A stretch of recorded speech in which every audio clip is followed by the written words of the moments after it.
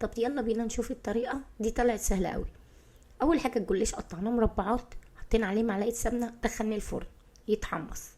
ودي كده البصل بتاعنا خلص بتاع الكشري.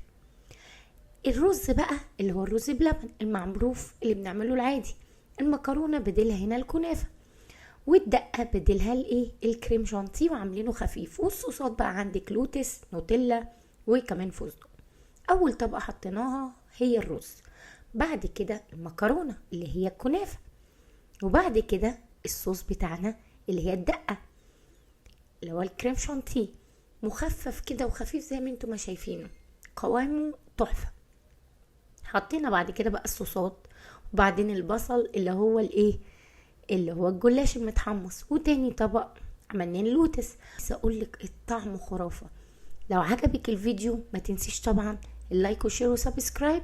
باي باي.